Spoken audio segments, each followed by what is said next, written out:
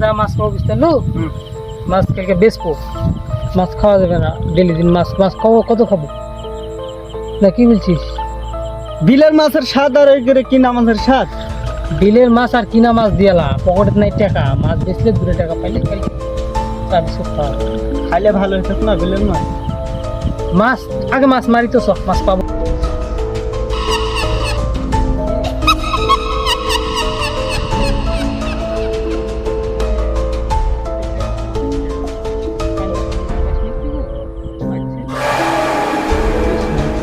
মারা তো